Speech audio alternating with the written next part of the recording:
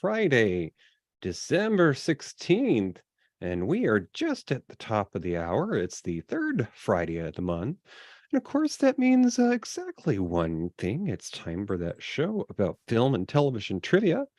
And Friday, when I hear an echo, December we're 16th, live on YouTube. and We are just at the so we should be on the YouTubes and we should be on the stream. Let me know if you can hear the sound of my voice. Let's see if I can check as well. Fruit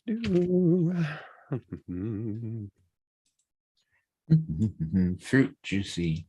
Fruit juicy. Hey, how about a nice Hawaiian punch? A Hawaiian punch. Oh, well, Tommy in the Great White North there says he can hear us. Yeah, I can hear you on the stream too. All right. So we've got a few of us chickens in the hen house there. What do you say? Shall we get this going? Yeah. Hmm? Yeah, it's fine. It should be fine. All right. Good evening and welcome to the beautiful historical Marionette Theater. Tonight we're going to be visiting a holiday comedy from the mid-decade. Yes, the 21st century now. And, if you'll take your seats, please, the show is about to begin.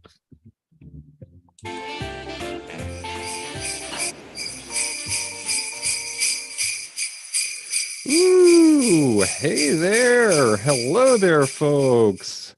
We're just a stone's throw from the first day of winter. I said it softly because I don't really want it to be here, but it's necessary here in the Northeast. Yeah. Oh, so we're here in the balcony at the Grand Ole Marionette Theater once again, Toppy. And how are you this fine night, sir? I'm pretty good. Pretty good. We had our first 4 or 5 inches of snow of the year. And so yeah, it certainly feels like winter. It certainly does. It puts you in the mindset of what's around the corner. And of course, as we're speaking, it's just about 8 or 9 days from the big day. Of course, that being Christmas or Hanukkah, if you celebrate. Kwanzaa also this time of year, I do believe. So, Toppy, when you were a kiddo, what would you've been what would be going through your mind around this time of year when you're this close to the big day? Had you had your picture with Santa? Did you write your letter? Were you excited to be on vacation? Yeah, so sure, lots of great memories from back then. I remember this time of year I'd be making Christmas gifts because that's what I did every year. Um, we'd find some, I don't remember, some of them definitely came from my mother. Others, I don't know, we saw someone else do, and we did the same thing. My famous example is that we'd get a half walnut shell and then we'd glue a felt bottom onto it, but the bottom would include 2 little forearms, 2 little back arms, and a tail, and we'd put googly eyes on it, and it would be a turtle, and that would be the Christmas gift. So we'd make something. I don't know. Sometimes it would be candles or whatever. So this part of the year was filled with that, and there was a lot of joy in that, and it kept us busy. And we'd also be thinking about, okay, DJ, I saw that video earlier today of those cats in the snow, and it cracked me up. That was one of them. But yeah, we'd be preparing by that. And I remember one year I thought the greatest gift I was making that year was for my mother, and it was a braided rug. That's what I gave my mother for Christmas, but I made it. Oh, There were scraps of cloth and I braided them and then coiled it around and sewed it all together. And it was this ridiculous braided rug. And I don't know. I think I spent 2 or 3 weeks working every night on that stupid thing. So that's what I would have been doing. Hmm. Well, I don't recall a particular handmade gift in my youth. I was the youngest of four, so by the time I came around, I think mom and dad were all worn out from that. So I don't think I tried that or did the, customary tie for dad for every occasion. But I do remember back in the day, because everyone talks about how when they grew up things were different, and they remember going uphill both ways barefoot in the snow and blah blah blah. I just remember one really cool day, and actually cool because it was winter. We had kind of a snow day at school. We had a hill right nearby my elementary school, and we were let to have a play day outside sledding. I remember being out in the cold so long that I got wind burnt for the first time. Oh. And I remember thinking how cool it was that my teacher at the time had thought to make one of my favorite treats, which was, of course, hot chocolate. Now there's many ways to make hot chocolate, but instead of putting marshmallows in it like everybody does, she introduced me to a spin on that. She used marshmallow fluff. So Mhm. it was like the marshmallows had already melted in my cup. It was like a shortcut to happiness. Oh, I never did say I was a thin child. Mhm. Well, speaking of hot little treats, I do believe our senior showgirl is shimmering and shining tonight. Woohoo! Oh, hey, watch that train there. Woohoo! Yeah, Merry Christmas, everybody. We got Dr. Eggnog sloshing around here tonight. Ooh. Okay. Well, you make sure you take off those high heels there, Missy, because I don't need you tripping on the way down there. Yeah, Could you good. take your place?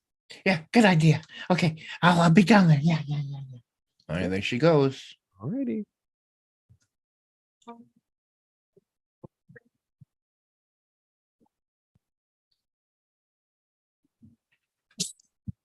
Tom is a 10-year-old whose dad has just gotten out from the clink in time for Christmas. It's been years and mom has moved on, but dad's eager for a reunion. Before long, Tom wants dad to go back to the prison, except now it's to break out the wacky old man who camped out in their shed.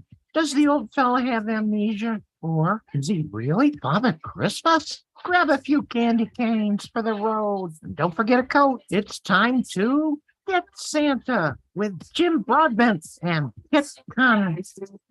Take it away, fellas. What do you get when you take a dash of the silver screen?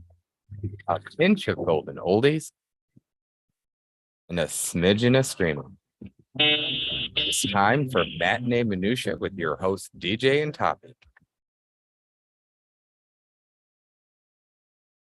Alrighty, tighty. We are firmly in the thick of the holidays, and we're going to be discussing a more recent film, a comedy, a holiday film with a few actors that folks here in the U.S. of A's may not know at first glance. So, Toppy, what's something that we like to do to put things into perspective? Well, let's go back to that year, 2014. Not all that long ago, but long enough. Remind us what was going on back then. U.S. history in 2014. Back in 2014, 13 states, including New York and Colorado, two places I've lived, increased their minimum wage. A nationwide ban on the low end 40 to 60 watt incandescent bulbs. You probably remember this, Toppy, back when they used to have the little filament inside the bulb. Well, Yeah. they went nationwide ban went into effect. Okay, I'm still waiting for that ban to go into effect because I could find those bulbs all over. I don't know. But you must be getting the back of the stock room. No, I can go to the PNC or anywhere and buy incandescent bulbs. Well, I don't know. You do know that the new bulbs were made to look exactly alike. No, these are, these like, yeah, I don't know. Maybe it's a warehouse somewhere that has them. Oh, well, it took 7 years, but we started to kick those off the shelves because they take more power and they don't last as long. Anyways, the state of Colorado allowed the sale of recreational cannabis for legally licensed businesses. Well, it was a tax generator or revenue generator for the state. Nominations for the 86th Academy Awards, the Oscars, are announced at the Samuel Goldwyn Theater in Beverly Hills in 2014. Nominees for Best Picture were 12 Years a Slave, American Hustle, Captain Phillips, Dallas Buyers Club, Gravity, Her, all these one-word film names, Nebraska, Philomena, and The Wolf of Wall Street. I know what a few of those were. In 2014, the Tonight Show broadcast its first episode in New York City in nearly 42 years with new host Jimmy Fallon. After they tried out that Conan for a season or so and decided he wasn't up to the mustard. Right. By the way, is Jimmy Fallon still doing it from New York City? He is. Oh, okay. I didn't know that. He must have signed a mortgage or something. The nationally televised late night talk show moved to LA in 1972. So welcome back. Connecticut passed legislation to raise its minimum wage from a paltry $8.70 to $10.10 by 2017. I should hope it's gone up again since. Made it the first state to answer President Obama's call for an increase in the minimum wage back then. Yeah, but I believe it's up to 14 something now. I know believe it or not. I know that some states have it regional, like in New York State, in New York City, of course, with higher property taxes and whatever. The minimum wage is higher in some of those bigger cities. But anyways, when I started working, it was $3 and some. Oh, I remember when I got my first job out of college, it was, I think, 8 or 9, but that was in the late 90s. So let's see here now. Microsoft. Yes, Mr. Gates's company. They discontinued support for Windows XP back in 2014. I remember I had to tell the company I was working for that their computer was a dinosaur and a security risk. Mm-hmm. Let's see now. Flint, Michigan. You probably have heard this name. In 2014, they switched their water source to the Flint River. It was a bad decision, beginning the ongoing Flint water crisis. And this caused lead poisoning in up to 12,000 people, 15 deaths from Legionnaire's disease, and ultimately leading to criminal indictments against 15 people, 5 of whom have been charged with involuntary manslaughter. Good Lord. Yeah. I guess there was no research before making that decision there. But anyways, CVS Pharmacy, they rebranded themselves to CVS Health, so that it looked better on the books. And they phased out cigarette sales to reflect the name change. Let's see, just a few more things. Then Ukrainian President Petro Poroshenko visited the U.S. Congress to seek assistance in combating pro-Russian separatists in eastern Ukraine. Okay, folks, that was 8 years ago, and we have what's going on this year. Mm-hmm. The new One World Trade Center building in New York City opened. I believe it's called Independence Tower nowadays. President Barack Obama announced the resumption of normal relations between the U.S. and Cuba and an end to the United States embargo against Cuba for the first time since January of 61. And yet I've noticed no change.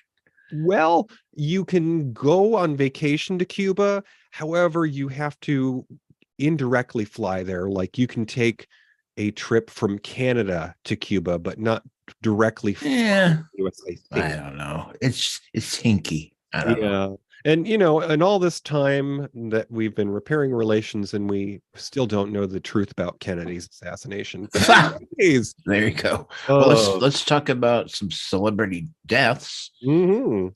We said goodbye to Shirley Temple back then in 2014, and we said goodbye to Harold Ramis, Mickey Rooney, Maya Angelou, Ann B. Davis. She was the housekeeper in the Brady Bunch. Casey Kasem, that radio guy, and the voice of many characters on cartoons. Messac Taylor from Designing Women. Elaine Stritch, famous above famous on the stage. James Garner, Robin Williams, Lauren Bacall, Joan Rivers, and Elizabeth Pena. So, or Pena, I'm not sure. Pena. Pena? Pena. Pena, all right. And we lost all those kind folks back in 2014. Elizabeth Pena was the biggest shock to me. And of course, like many, I believe what took her from us too soon is a form of cancer. But I remember in the 90s, she was a star on a network sitcom called I Married Dora, and it was canceled after one season. The storyline behind that was um, an undocumented immigrant um, ended up marrying her boss so that she could get a green card. Okay. So of course, the folks at immigration didn't want that show on the air. Oh, so tonight we're talking about a movie as we are one to do. So we are visiting the wonder of the silver screen, and to get things in that right frame of mind, let's talk about for a moment what was also in the theaters in 2014, 8 years ago now. So, Get Santa, the film that we're discussing tonight, was released on December 12th, so less than a couple of weeks from the big day. So it's basically almost this time that year. But it wasn't at the top of the box office. We do have a soft place in our hearts for the underdog.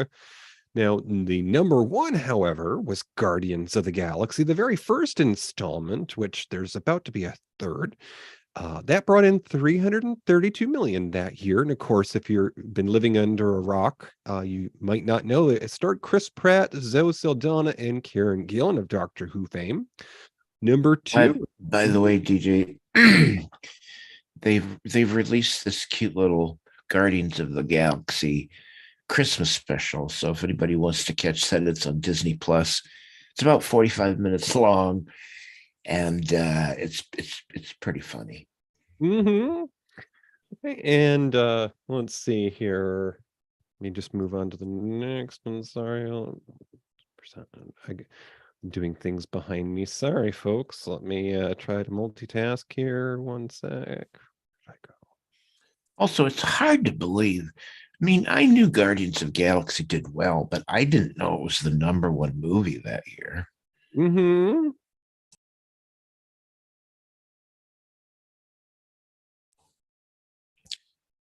And yeah, like DJ said, we're going to get a third one. I think, folks, if you can still hear me, we seem to have lost DJ.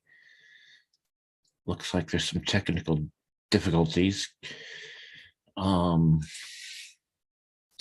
I'm going to write in the chat room there. Please hold.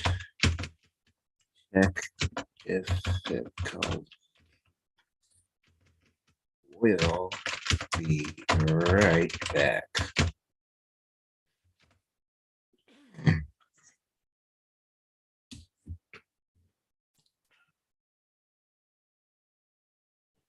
All right.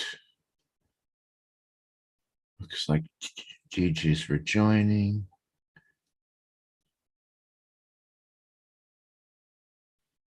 Hello.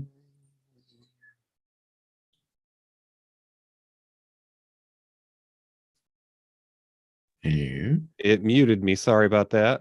It's okay. You just appeared for a while there. Oh, I know. It's those buttons and things. Let me try to do this the right way. Sorry, folks. We'll clean this up later on here. So, okay. We'll clean it up in post. Exactly. Okay, it's doing what I wanted it to now. So, okay, I can close that other thing there. All right. So we were talking about the box office there and Guardians of the Galaxy. Now, number 2 that year in 2014 at the box office was The Hunger Games: Mockingjay. So it was volume 1 of a, I think, 3-parter. Brought in 313 million that year. Starred Jennifer Lawrence, Liam Hemsworth, Donald Sutherland, and many others. Number 3 at the box office was another comic action adventure, and this is Captain America: The Winter Soldier. It's the second film in that series. Brought in 259 million with Chris Evans, Samuel L. Jackson, and Robert Redford, just to name a few. Now, we like to think that perhaps if Get Santa did place somewhere in the box office returns there, it might have been somewhere around the middle. So one better than the middle was number 99, and it was a remake of a classic film. It was called The Secret Life of Walter Mitty, and this version brought in 26.7 million. And it starred Ben Stiller and Kristen Wiig. And I think it's one of those stories of a mild-mannered man who ends up becoming a man for hire or a spy or something. Anyways, one less from the top or the middle is a film that was at the number 101 spot. And this was called A Walk Among the Tombstones, and starred Liam Neeson and Dan Stevens, of Downton Abbey fame. So if you're into British shows, you might know who Dan Stevens is. And the story of a walk amongst the tombstones is a private investigator is hired by a drug kingpin to find out who kidnapped and murdered his wife. So that was the box office in 2014. And, Toppy, I'm getting a little ahead of myself here. Before we talk about the team that made this, I think we should probably play the trailer. What do you think? Yeah, let's play the trailer. All right, folks. So if you were going to the movies back in 2014, this is what you might have seen to get you interested in this film. Unconfirmed reports just in that thousands of children have awoken on Christmas morning to discover their stockings empty. Are you the real Santa? Oh, yeah. Breaking news. A man claiming to be Santa was arrested last night trying to steal some reindeer. Hey, Pop! What am I getting for Christmas? You have to let me out of here, or Christmas will be cancelled. Santa's in prison. What? He's crashed his sleigh, lost his reindeer, and if we don't help him, Christmas is up. Well, that's it then, lads. We can't go and see that old fruitcake from last night. He's not a fruitcake, he's Santa. Deep in your heart, you know who I am. Are you on medication? Seek out Dasher, who will then lead you to my new magic sleigh. Dasher speaks. He communicates. All right, then, so what does that mean? Pretty soon, the world's going to wake up to discover Santa's gone AWOL. Santa's relying on you, Dad. Anyone stares at you, tell them to get out of your face. Get out of your face. Yeah, good. Yeah. That was thought about doing? Considering how many mince pies I eat, I think I'm doing very well. It's the Northern Lights. I never thought it was real. All I wanted today was a chance to be a proper dad. Are a good dad. He's Santa! He really is. I am. I'm not an elf.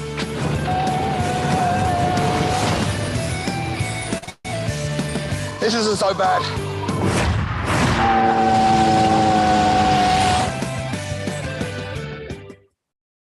Alrighty, so as we are one to do, we talk about the past of this splendid theater. A lot of things happened here, and magicians have been through these doors. We like to think of the person who made this movie as a magician because, well, they brought everyone together and they made a piece of art. Toppy, tell us about the director of Get Santa.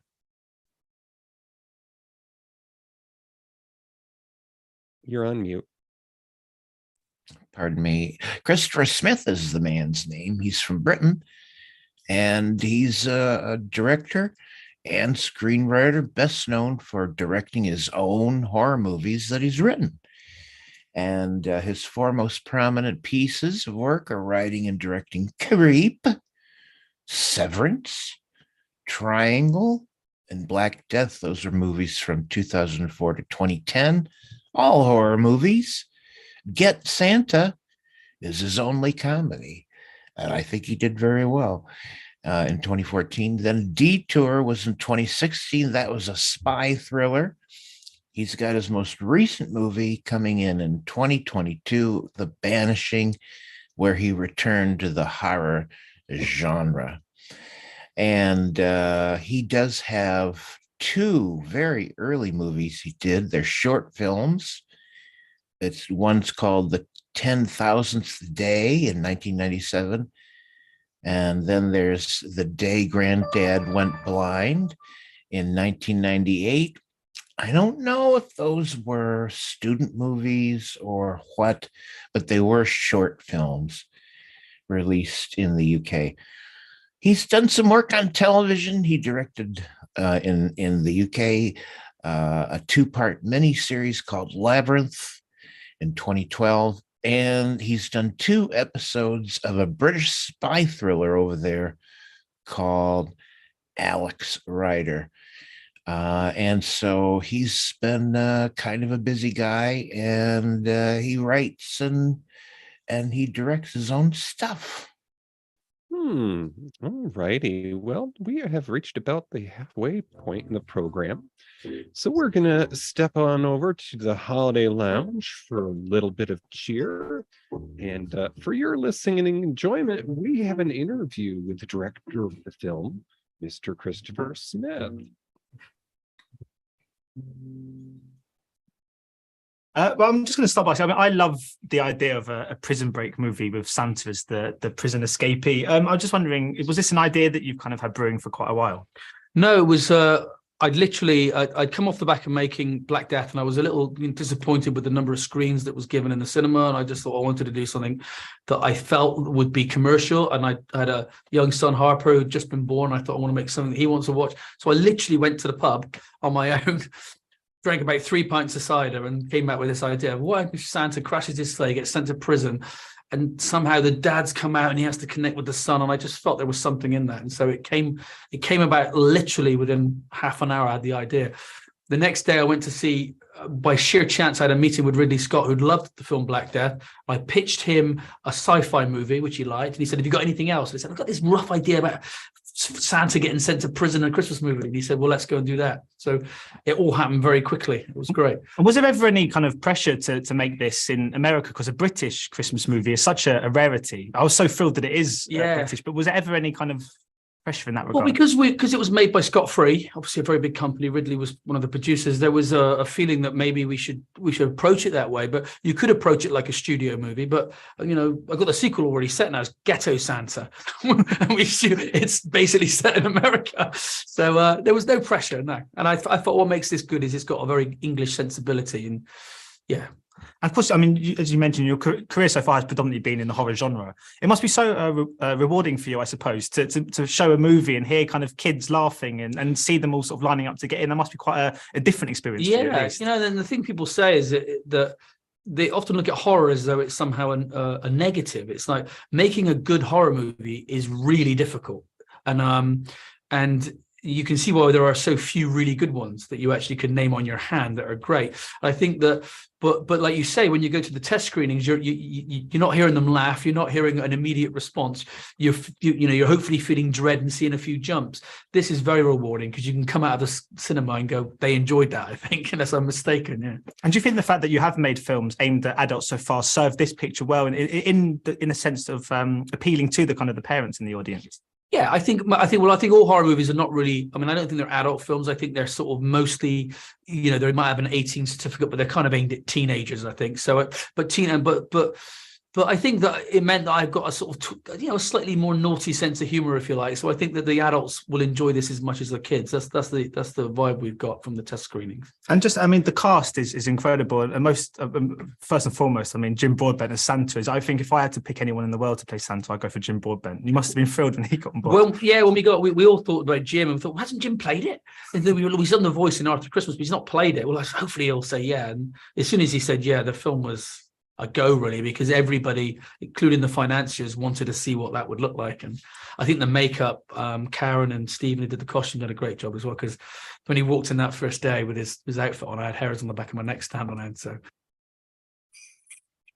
all righty, so we're going to continue the discussion with you heard him talk up Jim Broadbent a lot. But who is he? Where did he come from, DJ? I'm so glad you asked, sir. It's my privilege to speak about Mr. Jim Broadbent. He's a favorite of many a British film for myself. Mr. Jim Broadbent, who of course played Santa himself, jolly old Saint Nick in this film, Get Santa. He was born in Lincolnshire, England, which is a seaside town midway up the coast off the North Sea. It's about 3 hours from London. Broadbent's family were artisans. His father was an artist, a sculptor, an interior designer, and a furniture maker. He wore many hats. His parents were both amateur actors who by the 70s had purchased an old chapel and had converted it to a 100-seat theater. Cool. Yeah. Talk about supporting your children's, ambitions there.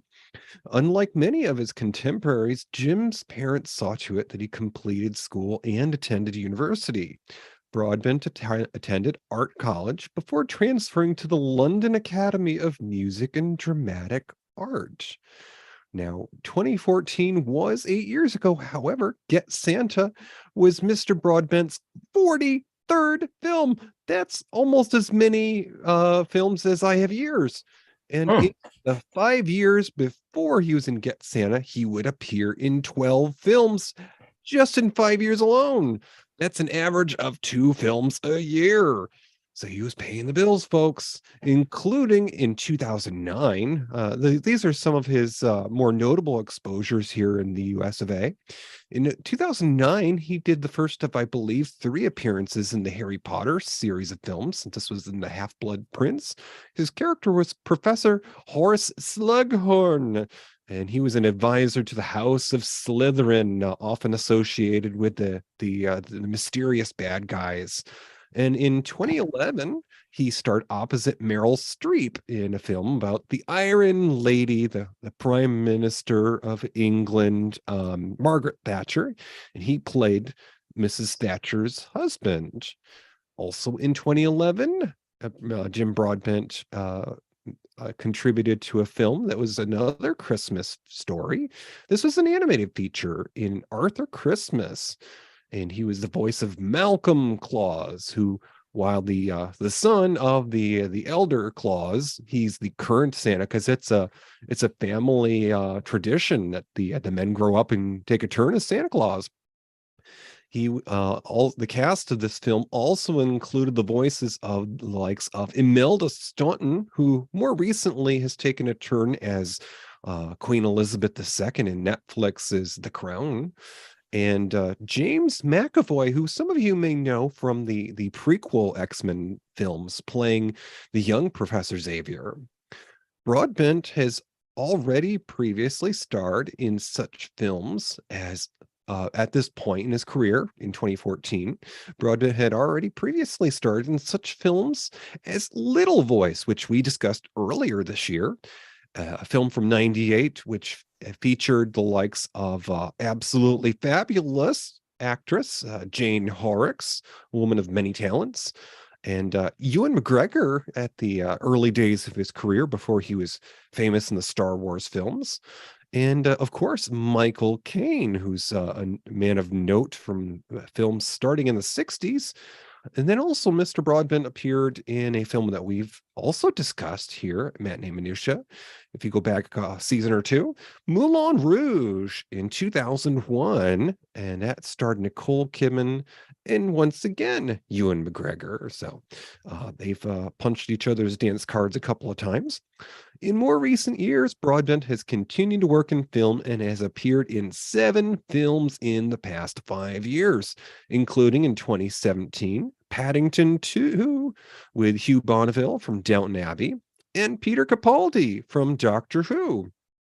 In 2020, he starred in a remake of the classic Dr. Dolittle film, this time just called Dolittle with Robert Downey Jr.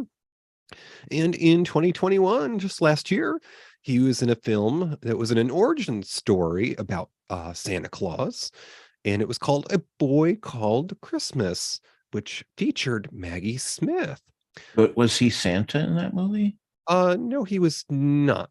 The young boy grew up to be Santa. Okay. Film. To date, Jim Broadbent continues to act, and he has 167 acting credits to his name. Okay. Well, even though apparently we've done 2 movies where he's in, I feel like this is the first time I've ever saw him or heard of him in our movie tonight. He makes the movie.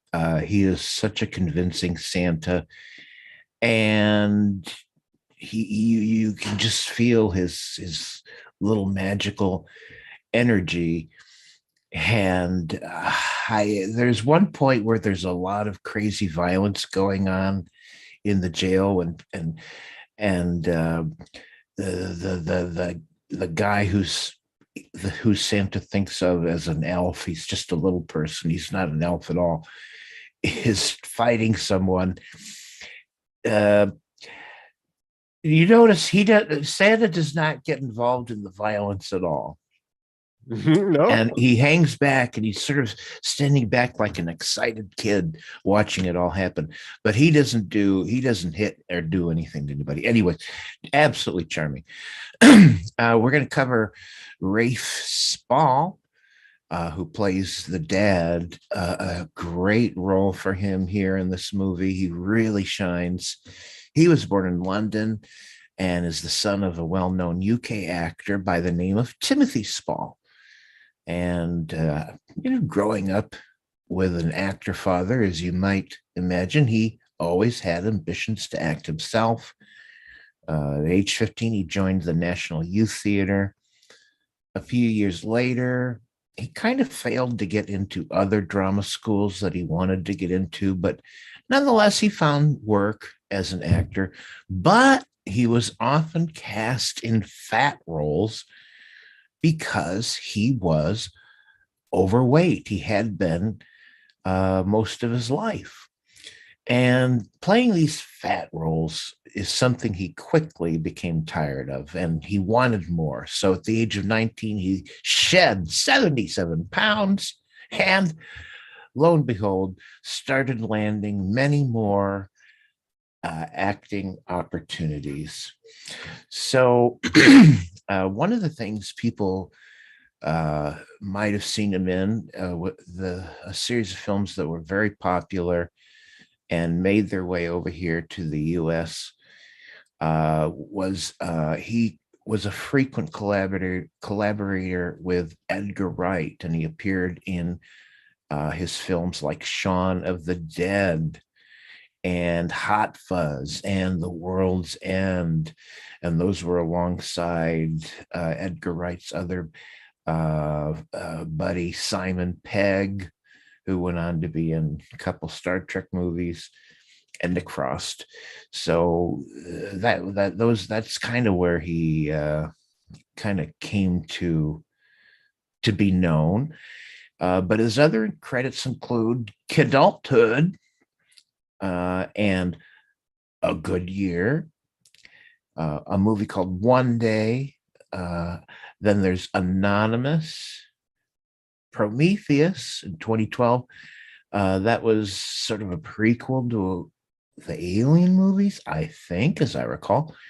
He was in Life of Pi in 2012, something called The Big Short in 2015, and The BFG in 2016, The Ritual in 2017, and Jurassic World Fallen Kingdom in 2018.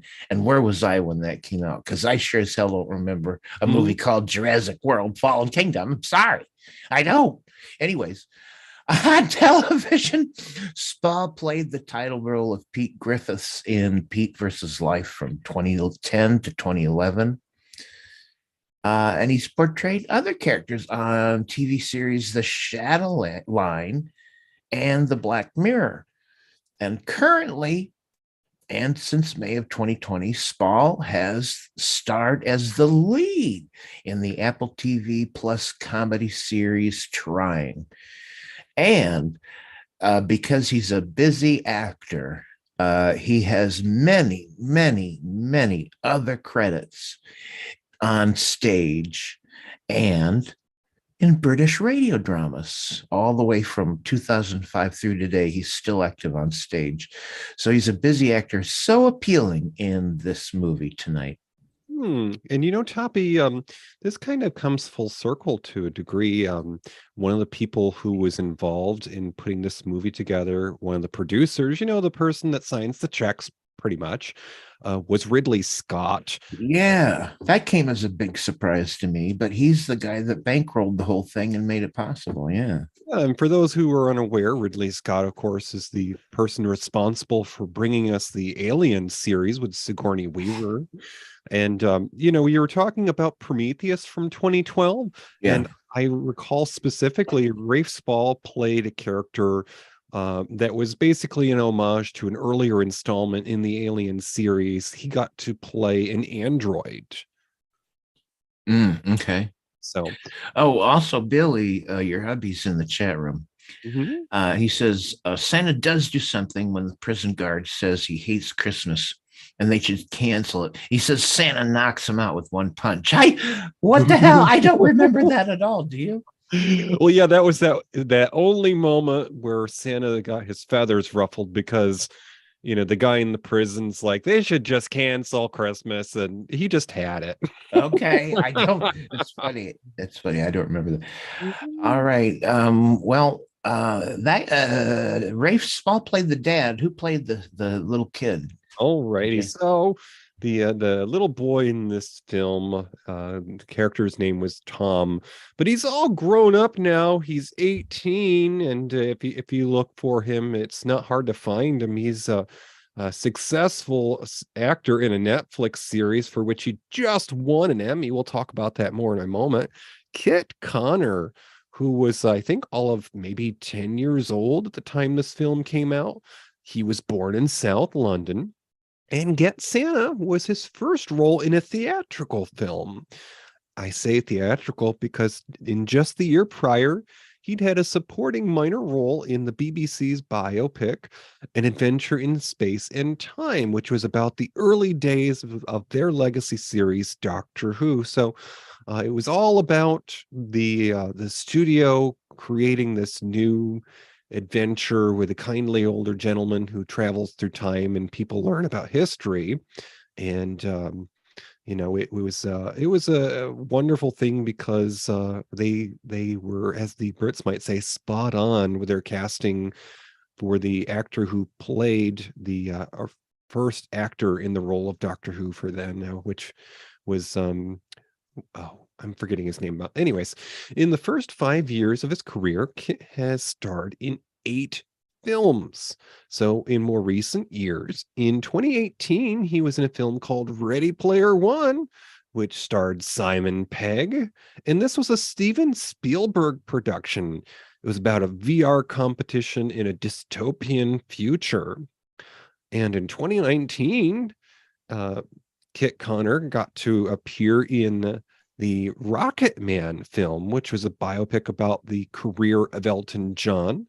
And he played a younger Elton John, I believe, in his early teens.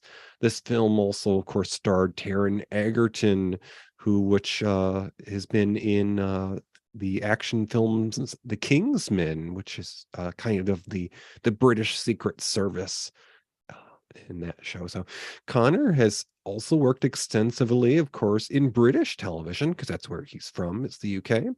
And he's had 12 roles.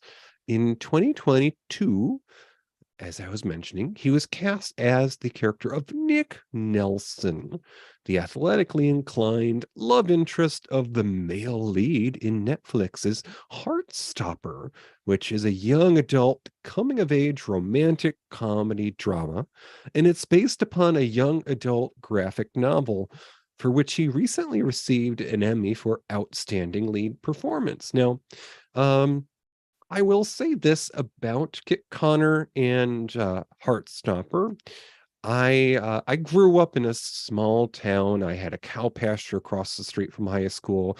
And of course, I never imagined a day where I could be legally married to someone I loved. Now, I walked through a small town megalomart recently. And what should I see on the shelves among all the paperbacks but copies of this Heartstopper graphic novel series? And I never imagined the day possible where you could get a Hallmark card and you could get a young adult book about diversity in the same place. So Mr. Kit Connor also has had quite a presence on social media because due to his role in Heartstopper, he played a bisexual young man, and he was pressured by people on social media to publicly come out. So, but yes. And what happened? Did he? Or what? What's the deal there? He did, but he basically shut down his Twitter account between seasons. He got on briefly to basically say congratulations for making a teenager come out against his will. Oh, okay. That did not go well then. Mm-mm. Yeah, sometimes you should just let people come out when they want to. Not sure about I'm not sure about people who think we need to expose someone because they're out there and people should know, that's everybody's own journey. And how about if we just keep it that way, huh? So one of your favorites, Jodie Whittaker, DJ, is also in this movie as the mother. Yes. And who does Warwick Davis plays the parole officer? No, Warwick Davis was the little person in the prison. Oh, okay.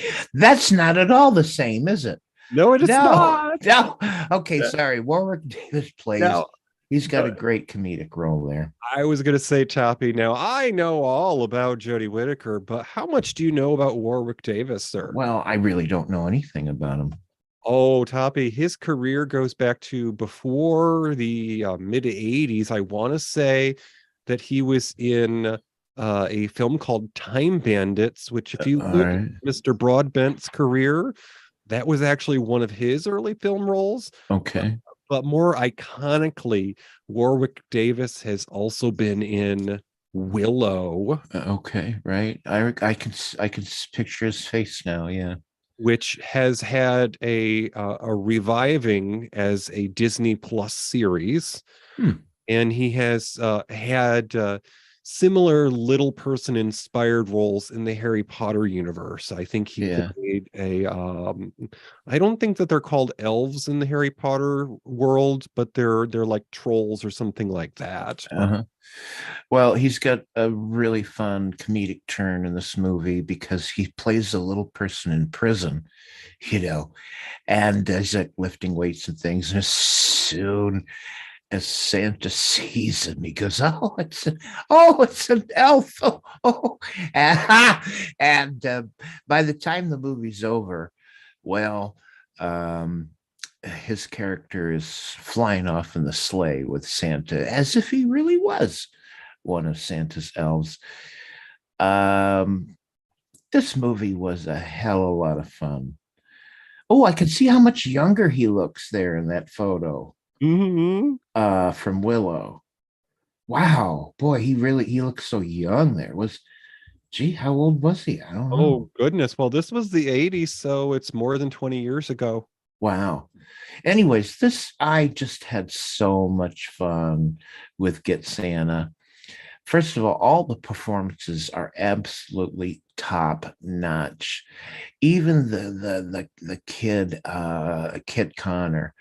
I mean, I don't know how you elicit a performance like that from a little kid, but he's so natural. There's not a second I think that he's some stupid kid actor. You know what I mean? He is so natural, so believable. And the story's fun and funny. It's got a lot of heart. I need that in comedies to really get behind them, and this movie's got that too.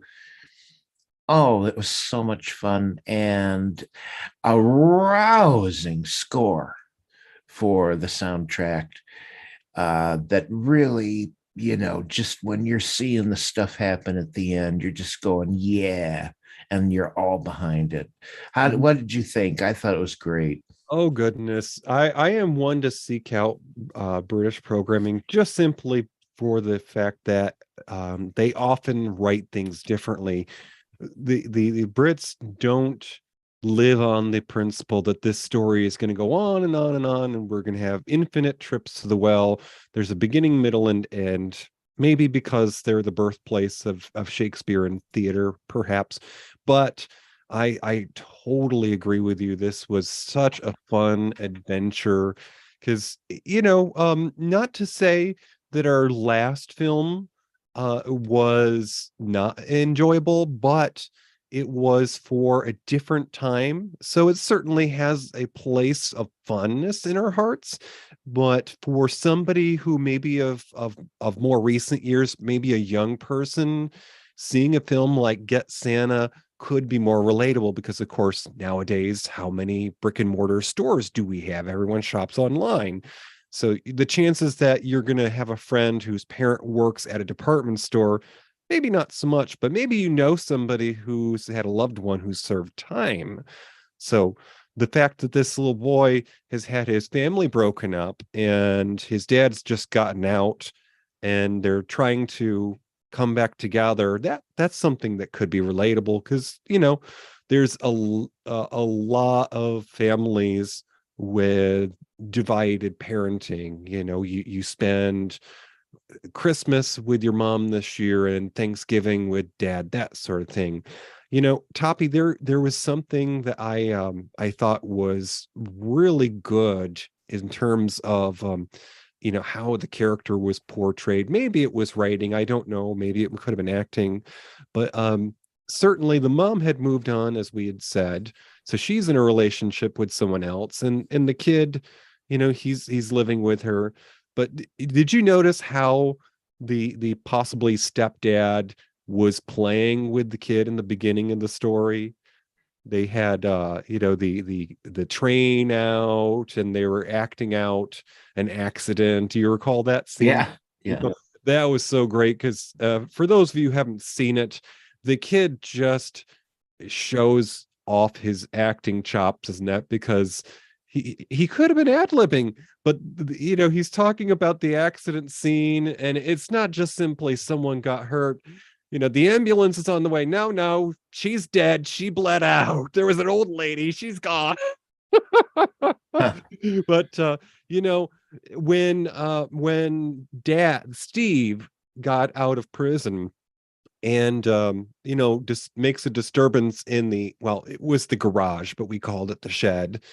He goes out to check things out. Now, he could have called back into the house and let the mom know that the dad has, snuck onto their property, but he played it cool. He recognized the fact that this guy was just trying to reconnect with his son. So he simply called back to the house when he was asked what's going on out there. And he, instead of, blowing the whistle on the guy, he said, "Oh, it's just a cat." And then he walks away. So he played it cool and he let that guy have the moment with his son without blowing the whistle. Really, really kind of nice, isn't it?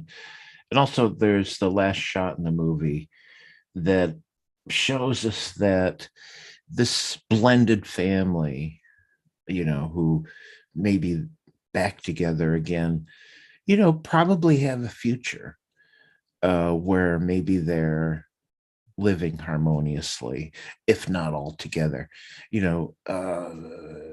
So it just brings into, it's not your traditional nuclear family. It's a family like many, many, many, many, many people have, where there's a divorce and a remarriage and stuff. So that was well done. It's funny in the chat room, DJ. It's funny how we're all, we just all take, we find interest in movies and we're all different. And so DJ or Matt from Chubb's Gone Wild, a fellow podcaster, and Matt, who's been with us many times on the show, he says he didn't really like the movie Get Santa, but he agrees the acting is good. And then there's some talk about Willow, because we brought that up, and Matt says he's watched it over and over and over again. And Toby says, "I can't watch Willow. The background music hits a nerve. It's so annoying." So it's so funny how we all respond.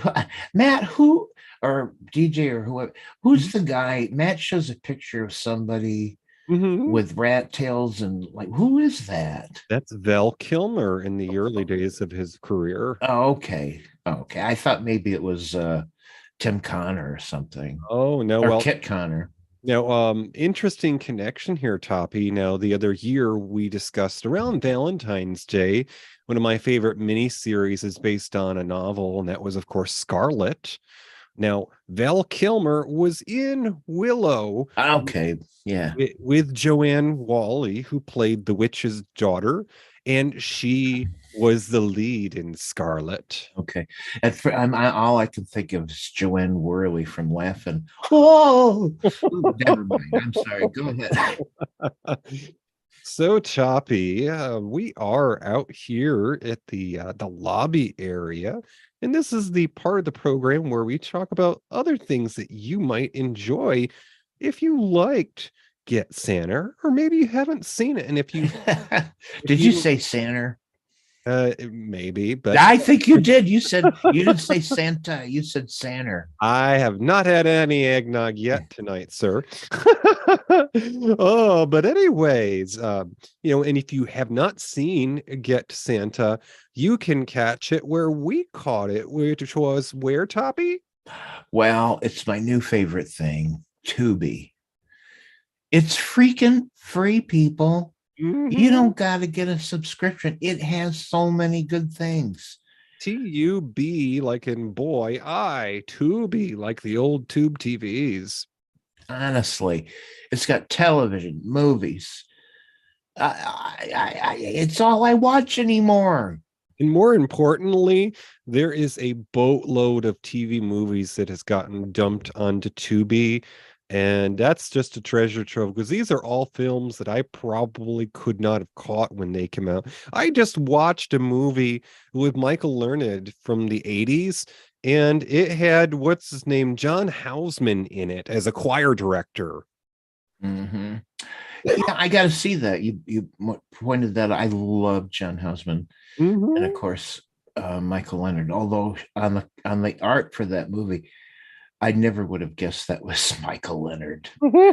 She looked so different. She had a bit of a facelift going on at a certain point, and it changed her drastically, in my opinion, not for the better. But anyways, that's not important. The point is, Tubi is great, although Tommy Hash Browns remind us it does have commercials. Oh, wow. And for a lot of you young folks out there, where you're used to streaming and not having commercials, that may be a bit rough. But for people like me, where I mean, that's what TV was back in the day. It had commercials, and so it doesn't bother me a bit. You could always do what I do on the commercials and check your face. Look. There you go. There you go. Why not? Yeah, everybody's got their tablet with them. Let's see now. Cronehaven says Warwick Davis also in Harry Potter stories, but I have always wanted to see him in the mockumentary where he plays himself as a showbiz dwarf. Written by, this is a real thing, I guess, written by Ricky Gervais, and it's called Life's Too Short. I don't know about that. So interesting. A mockumentary where he plays himself. Well, I'm going to recommend a service that Cronehaven might find that program on. If we cross our fingers, it's one of my favorite referrals, Just Watch. So, Toppy, we are out here near the lobby, and this is the part we call our snack tray. If you like to get Santa, this is something else you might enjoy. And I'll let you know what I think you should check out, because I'm one to recommend things that you probably haven't heard of and you should check out. So I'm going to recommend a film that's a more recent film, even more recent than 2014, folks. This is a 2018 comedy, so it's a handful of years old now, but it's still pretty new. It's actually a foreign film, but it has English audio, so it's not like one of those badly dubbed films. They actually have their lips matching, I think. But anyway, this is a comedy adventure called The Legend of the Christmas Witch. And the story is during the day, Paola, I think Paola, I'm not sure. Paula is an ordinary primary school teacher, but at night she turns into the Christmas Witch, a magical creature who brings gifts to the good kids. And it's an Italian film. Yeah, and only the good kids. So there. And more importantly, just like Tubi, you can watch this for free on IMDb's ad-sponsored service called Freevee, Freev, like in video, EE, Freevee. Check it out. You could probably find it on your Roku. I can, yeah. I haven't really checked it out yet. Yeah, that could really be interesting because, movies made elsewhere than Hollywood, especially in foreign countries, have a completely different gestalt going on, and this could really be good. It sounds like. Also, it's interesting. There's a long connection. Speaking of a witch in a Christmas movie, of the supernatural and ghost stories related to Christmas. A Christmas Carol, perfect example. It's a freaking ghost story, folks. And a long time ago, before radio or anything, on Christmas Eve, people would tell stories. And because it was a dark night, and you might have some candles and a fireplace, it was the perfect time to tell ghost stories. So that's long connection between ghost stories and Christmas Eve. That reminds me. You said Christmas Carol, Toppy. Just an aside, that great service Tubi also has a terrific spin on the classic A Christmas Carol film, or rather, originally a book, but it starred Carrie Fisher. So, it's from a few years back now, but it's called It's Christmas Carol. It's a great film where she plays the dearly departed boss, and it's about her successor, who is very much like Scrooge. Does she play the Scrooge-like character? No, Is that what you're saying? No, she plays the boss who's no longer. Oh, okay. All right. Matt in the chat room says A Christmas Carol is probably his favorite story of old time, and of course, it's been told and retold. Good Lord, I don't know how many times on film and on TV. As a matter of fact, last night I just saw the version with, oh, for heaven's sakes, who played Patton? Oh, Jesus! Someone in the chat room. I think that it starts with the name George, right? George. Oh, for heaven's sakes. Anyways, I just saw that version, and someone in the chat room will say, "You stupid idiots, it's blah, blah, blah." Anyways, okay. So that's a great choice, DJ. I would say if you're looking for a movie where it's is he Santa or isn't he? Well, that's Miracle on 34th Street. We did that last time. There's about at least 3 different versions of that, 2 theatrical releases and 1 made for TV that has Sebastian Cabot in it. And I don't know, it's the first thing that came to mind. But I will also recommend another movie that has, like Get Santa, a really solid portrayal of Santa. And that's why I'm going to recommend The Christmas Chronicles from 2018. It starred Kurt Russell as Santa Claus, and just a vivid portrayal of Santa that, just feels like, wow, this is Santa. Kind of like tonight's movie. You just felt like, yeah, this man is Santa. It's about 2 young children that sneak onto a sleigh while he's dropping off their presents on Christmas Eve. I think it was a Netflix production. Yeah, and actually, there's been a second one too. And it's more what's an important aside. Who plays Mrs. Claus, Toppy? In that movie? In the Christmas Chronicles.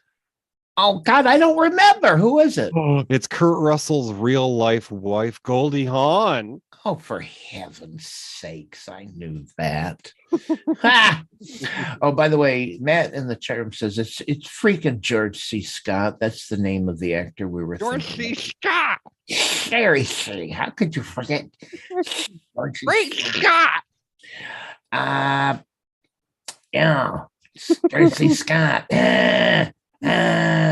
Okay. Maren Gertz knew the answer too.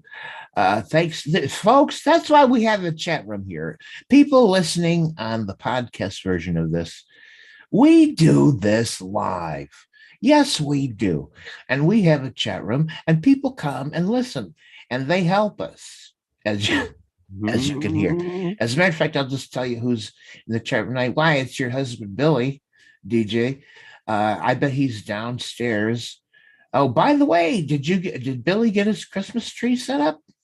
Oh, that's in progress. Long story short, but basically, it should be no surprise that somebody who's had a life of splendor in the retail industry has an assortment of trees under their roof, and we're playing Legos with it because we can't find all the parts to one, so we're doing a best of collection. All right. So in the chat room, it's your husband Billy. It's the ever mysterious Crownhaven, all the way from New York City. Why, it's Lamont Cranston slipping in here. in the last half, or maybe Mont's been there all along. We just didn't see him until now. Myron Gertz, she's here every time, folks. Myron Gertz, thank you. And of course, our old buddy pal, Tommy Hash Browns is here. And not to mention Matt Burlingame, our friend and fellow podcaster. It's just so great. It's so much more fun to have you guys here, and thanks for showing up time and time again. We really appreciate it. Yeah. So we're just about to lock up for the night because Gertie's got to get her ride home. She's already running down the street there to catch the bus. But we usually do this program, as Toppy was saying, live twice a month, the first and the third Friday. Now we're coming up to the big day of the year, so we're waiting to see what's under the tree. But I also have a big day of my own coming around the corner. I'm turning another page on the old calendar and putting another candle on my really cake. Uh-oh. So we're taking a short break, folks, because when you sit this close to the teacher, you can't be labeled as the favorite. But we'll be back after. Okay, wait a minute. Do you want to tell everybody the magic day? What's your birthday? Yeah, actually, I think it's close to a celebration of diversity. Dr. King's birthday, or at least when it's celebrated. But it's going to be the third Friday in January. So in the new year, we're skipping the first Friday. We're coming back on the third because my birthday's the first. People, if you want to send something to me, I don't know. Anyway, Friday, January 20th. This is the first time I'm going to say this. 2023. I'm not making a mistake here. It's 2023 when we're coming back together. So we hope, those of us here at the Marionette hope that you have a safe and happy holiday season, and be careful with that eggnog because, when it gets too strong, the ladle turns green. That's right. That's right. Yeah. Have a great holiday season, folks. Happy New Year.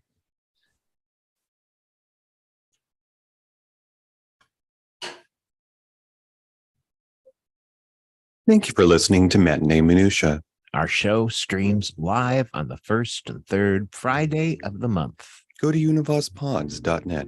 Click the tower for audio. Enter Discord for chat. You can find our show anywhere you listen to podcasts. Visit our webpage at matineeminutia.com. Tweet us on Twitter at Matinee Minutia. Find our group on Facebook. Have an idea for a show? Or why not let us know how we're doing? Email us at matineeminutia@gmail.com. I have a voice. I have a voice. You have a voice. You have a voice. We have a voice. We have a voice. Unique voices in podcasting. univazpods.net. So we're just going to play us out for a moment here and see who hangs out. And, Toppy, we had a new, big super convenience store open just around the corner. Oh, yeah? They're part of a big dairy conglomeration. I'm going to call them Super Moo. Yeah,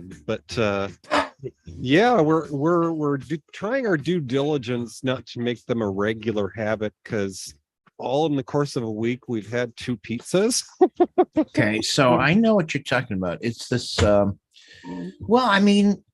it's it's your typical setup of a gas station convenience store, except that it's okay, they do sell gas, but really they sell pizza and sandwiches and groceries and coffee and blah blah blah blah. And we've got one here and they're up in their game, and oh, I do like their food. I'm telling you, uh, I don't believe I like this gas station food, but I do. And we ran out of real coffee earlier in the week because hubby did me dirty, folks. Oh no. I will say that he poisoned me. Came home from work one night and just dumped out his evening crock, which is decaf. So all week long, I was riding on fumes, wondering what in the world was wrong with me. And lo and behold, someone put sugar in the tank or water. I'm not sure which. But anyways, went to Supermoo, got a pizza, got some dark Colombian coffee. And I was right as rain before the show tonight. Can you tell? So, yeah. So, folks, I'm going to translate what DJ just said. What he means is that for many days, he was not caffeinated because, unbeknownst to him, he was drinking decaf coffee. And he could not figure out what the hell was wrong with it. And he finally got some caffeine back in him. Oh my God. I look at that picture, that gif of the cat. Oh my God. That's DJ right there. Oh, it sure is. And I was so hard pressed for real caffeine that I used a gift of one of those special blends coffee. Now it's not wacky special. It's just a flavored blend. So my mother-in-law likes chocolate raspberry, anything you could find it in. And I was gifted a bag of ground chocolate raspberry coffee. Well, she's a teetotaler pretty much and didn't pay attention to the fact that it was light roast, not even medium. And we converted to dark roast a while ago. Not only that, but I'm convinced that everything in her kitchen is past the expiration date because you look at the freshness date on this coffee, it expired in June. Oh my God. My favorite expression of this is in the movie Mother with Debbie Reynolds as the mother. And she has this ice cream in the freezer. And she takes it out for her son. And he looks at it and says, "What is it? This is awful." And she says, "It has a protective cover." Yes. And once you take it off. Oh my goodness. Okay, Toppy, I will tell you that is a movie we have to talk about someday in the future here because it's one of my favorites. And do you know my favorite line in that whole movie? I'm going to set up the scene and you could tell me if you remember what happened. When they go to the mall and she embarrasses him at the lingerie store. Do you remember that? Oh God, I love that movie and I've seen it several times. Why don't I remember that scene? Tell me about it. Oh, well, maybe I'm misquoting it in my head, but the setup was basically that he's going into Victoria's Secret with his mother and he plans to embarrass her because she's embarrassed him in public many a time. And his plan is to tell them that he's there to buy some special underwear for his mom. She's unflappable though, right? Because she is unflappable. Oh, goodness gracious. Oh my God, that is one of my favorite movies too, DJ. Why haven't we done Mother yet? We got to do it. I don't know, but maybe for a change, we'll do that as a Mother's Day special. All right. That's the deal. That goes on the itinerary. Alrighty, folks. Enjoy your eggnog and we'll catch you around the bend. And if you're listening still, there may be a Surely You Just coming up about how my husband poisoned me. Yeah, they get the full story. All right, I'm gonna turn us off the stream. Bye, everybody. Let's see. So I'm off of that and I'm gonna end the recording.